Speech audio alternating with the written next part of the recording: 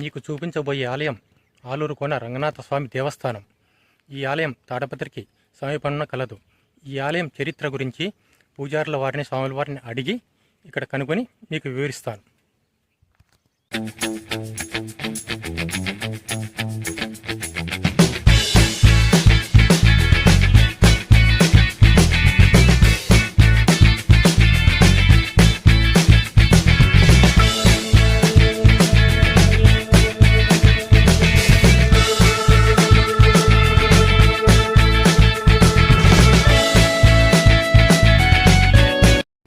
మీరు చూస్తున్న ఆలయం శ్రీ రంగనాథ స్వామి వారి ఆలయం.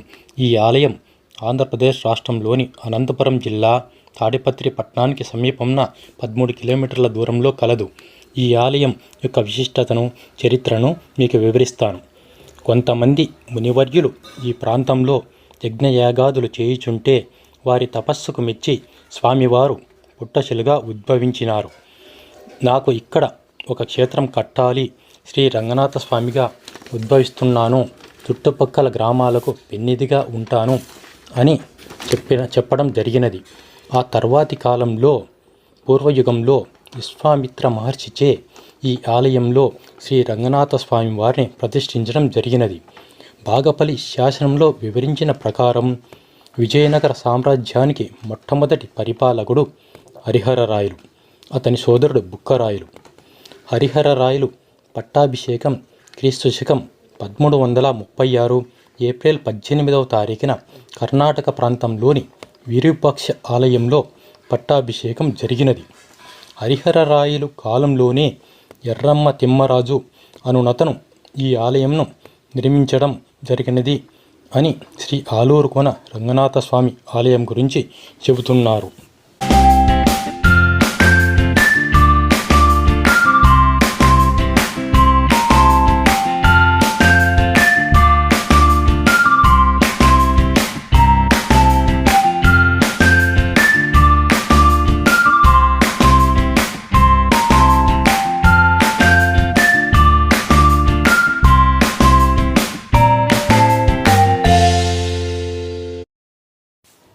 ఈ ఆలయం నిర్మించినప్పటి నుంచి నేటి వరకు శ్రీ ఆలూరు కోన రంగనాథ స్వామి వారు భక్తులచే నిత్య పూజలు అందుకుంటున్నాడు. ఈ ఆలయం దినదిన అభివృద్ధి చెందుతూ వస్తుంది. వైశాఖ మాసం, కార్తీక మాసం, మాఘమాసం, ధనుర్మాసంలలో భక్తులు విశేషంగా ఈ ఆలయాన్ని సందర్శిస్తూ ఉంటారు. స్వామివారి బ్రహ్మోత్సవాలు ప్రతి చైత్రమాసం శ్రీరామనవమి మొదలుకొని చైత్ర బహుళ విధియ వరకు 9 రోజులు స్వామివారికి బ్రహ్మోత్సవాలు నిర్వహిస్తారు. రథోత్సవం, కళ్యాణోత్సవం, వాహన సేవ కార్యక్రమాలు అత్యంత ఉత్సాహంతో, భక్తి శ్రద్ధలతో శ్రీ రంగనాథ స్వామి వారికి నిర్వహించడం జరుగుతుంది. శ్రీ ఆలూరు కోన రంగనాథ స్వామి వారికి అత్యంత ప్రీతికరమైన మాసం ధనుర్మాసం. స్వామివారికి విశిష్ట పూజలు, అభిషేకములు నిర్వహిస్తారు. ధనుర్మాస పూజలు చేసిన వారికి, ఆలపించిన వారికి, విన్నవారికి, చూసిన వారికి పుణ్యఫలం దక్కుతుందని భక్తుల నమ్మకం.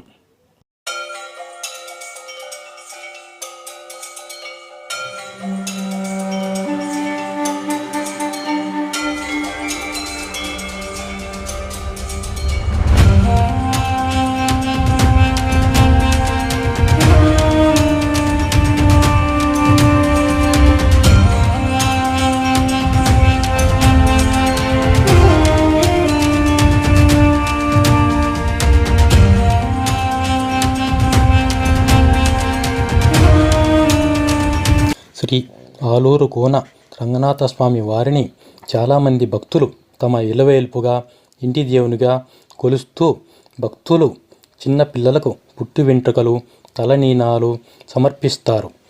పిల్లలకు నామకరణాలు, వివాహాది కార్యక్రమాలు స్వామివారి సన్నిధిలో జరిపించుకుంటున్నారు.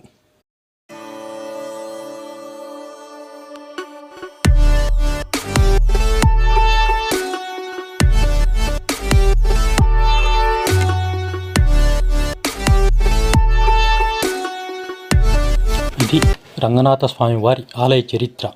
నా వీడియో మీకు నచ్చినట్లయితే లైక్ చేసి సబ్స్క్రైబ్ చేయండి. మీరు ఇచ్చే సపోర్ట్తో నేను సందర్శించే ఆలయాలు ఉత్సాహంగా ఈ ఛానల్లో చూపిస్తాను. ఇక్కడి ప్రాంగణంలో మరొక విశేషం అందమైన జలపాతం, పక్షుల సవ్వడి చాలా ఆహ్లాదకరంగా ఉంటుంది. చివరి వరకు నా వీడియోను చూడండి. ఆంజనేయ స్వామి దేవస్థానము, సాయిబాబా ఆలయం ఇక్కడి ప్రాంగణంలో కలదు. ఇక్కడికి చేరుకునే దారి కూడా చూపిస్తాను. చాలా ఇంట్రెస్టింగ్గా ఆహ్లాదకరమైన వాతావరణము అంతా చూపిస్తాను. చివరి వరకు వీడియోను చూడండి.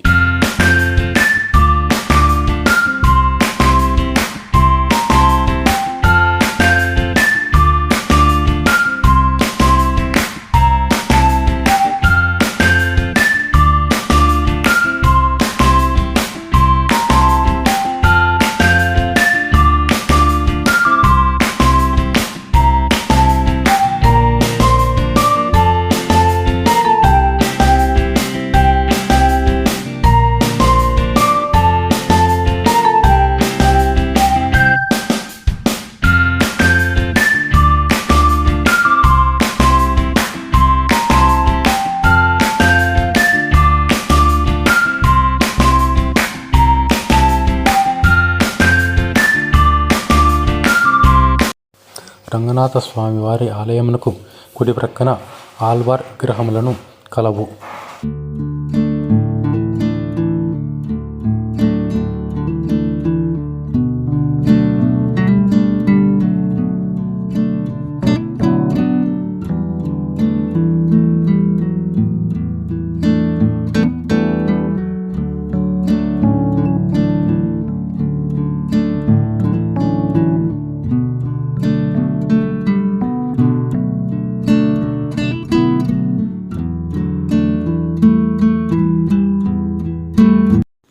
ఇక్కడ సహసిద్ధంగా ఏర్పడిన జలపాతం నిరంతరాయంగా ప్రవహిస్తూ ఉంటుంది. చూపరులను, పర్యాటకులను, భక్తులను ఎంతగానో ఆకర్షిస్తుంది. ఇక్కడి ప్రకృతి చాలా రమణీయంగా, ఆహ్లాదకరంగా ఉంటుంది. ఈ వాతావరణంలో పిల్లలు చాలా బాగా ఎంజాయ్ చేస్తారు.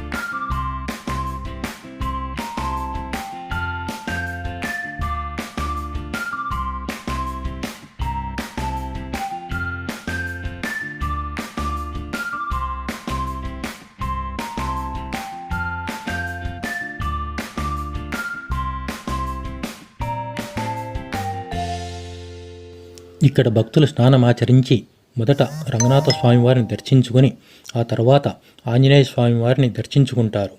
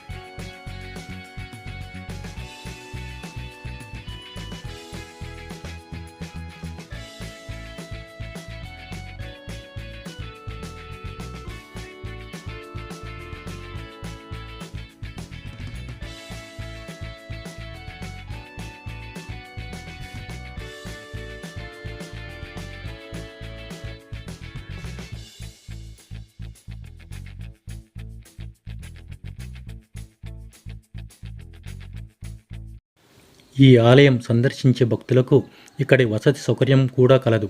రూములు అవైలబుల్గా ఉంటాయి.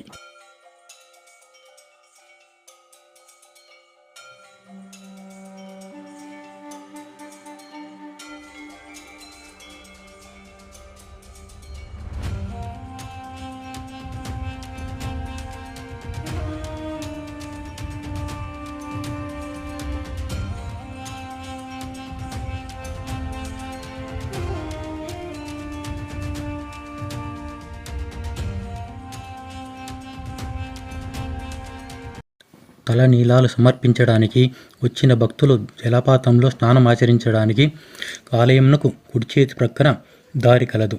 నేను చూపిస్తున్న ఈ దారిలోనే వెళ్ళవలెను.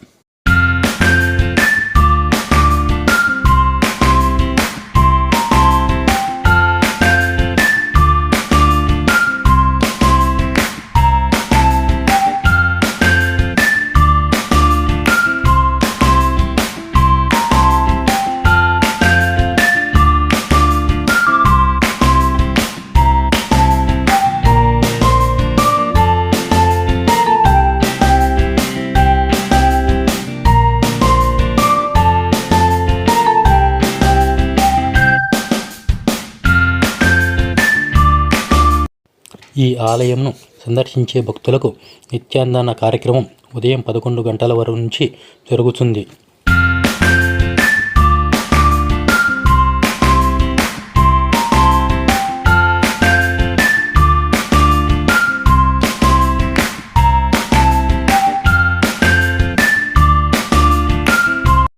నా వీడియో మొత్తం చూశారు కదా. ఫైనలీ ఈ ఆలయంకు వెళ్ళే మార్గం మధ్యంను చూపించుచున్నాను.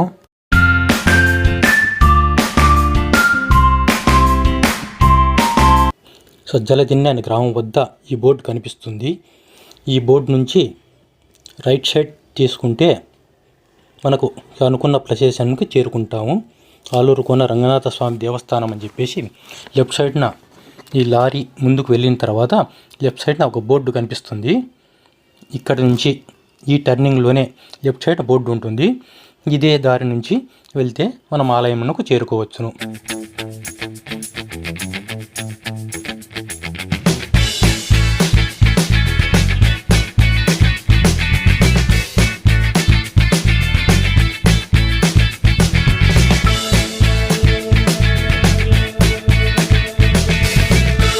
ఇక్కడి నుంచే మనం కొండను ఎక్కవలసి ఉంటుంది. కొండ మలుపులు తిరుగుతూ ఎంతో ప్రమాదకరంగా ఉంటుంది. ఎంతో మెలకువతో వాహనంలో నడపవలేను. ఇక్కడి నుంచి పెన్నా సిమెంట్కు వెళ్ళు లారీలు కూడా మనకు ఎదురు వస్తూ ఉంటాయి. నేను హై ఎక్విప్మెంట్ కూడా ఏమీ వాడలేదు. మా పాప ఓన్లీ షూటింగ్ చేస్తూ ఉంది. నేను నార్మల్ కెమెరాతోనే, హై ఎక్విప్మెంట్ కూడా నా దగ్గర ఏమీ టెక్నాలజీ కూడా ఏమీ వాడలేదు.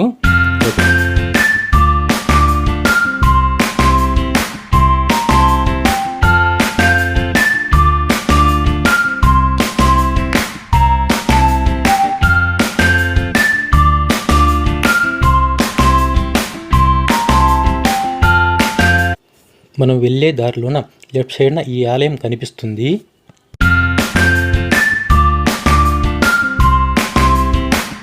ఫైనలీ మనం ఆలయంకు చేరుకున్నాము. చూడండి విజువల్స్ ఎలా చూస్తున్నామో ఆలయమును. ఒక్కటే మనవి, ఆలయం లోపల వీడియోలు కానీ కెమెరాలు కానీ అలౌ చేయలేదు కనుక లోపల వీడియోలు మీకు చూపించడం జరగలేదు. ఫైనల్గా నా వీడియో మీకు నచ్చినట్లయితే నా ఛానల్ను సబ్స్క్రైబ్ చేసుకొని లైక్ చేయండి. Okay, thank you. మీరిచ్చే సపోర్ట్తో నేను మరిన్ని ఆలయాలకు సందర్శించినప్పుడు ఇలాగే వివరించి ఆలయముల గురించి చెప్పగలగడానికి నాకు అవకాశం ఉంటుంది. Thank you for visit.